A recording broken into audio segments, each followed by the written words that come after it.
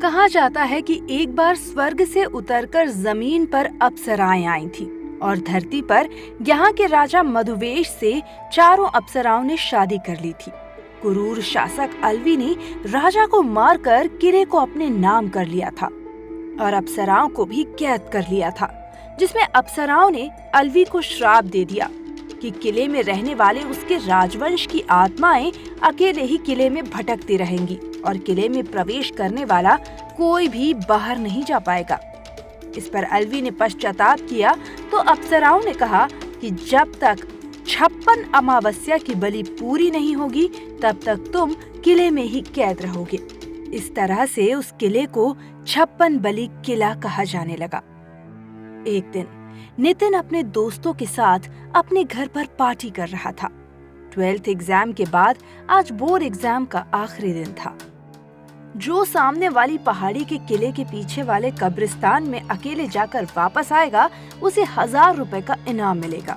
और चारों ने ये शर्त मान ली और चारों शाम को घर से निकलकर पहाड़ी के किले के गेट के सामने चले गए।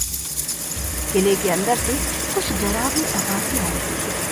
नकुल काफी डर गया और जैसे तैसे चारों लोग किले के अंदर से होते हुए किले के पीछे वाले कब्रिस्तान की तरफ आगे बढ़ने लगते हैं।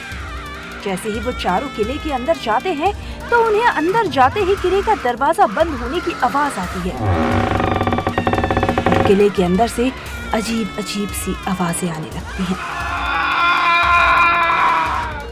उतने में नितिन की जोर से चिल्लाने की आवाज आती है। तीनों आवाज की तरफ भागते हैं और देखते हैं कि आगे कोई नहीं है। तीनों नितिन को ढूंढते हुए आवाज लगाते हुए तीनों दिशाओं में अलग अलग जाते हैं और एक दूसरे से अलग हो जाते हैं। उतने में उस किले में किसी के जोर जोर से हंसने की आवाजें आने लगती हैं और फिर वो कहता है, तुम अपने दोस्त को कभी नहीं ढूंढ पाओगे। किले का दरवाजा अचानक बंद हो जाता है और वे सभी शापित किले में कैद हो जाते हैं। उस किले की अब तक 56 बलियां पूरी नहीं हुई हैं। न जाने जब ये श्राप पूरा होगा तो पृथ्वी पर कौन सा कोहराम मचेगा।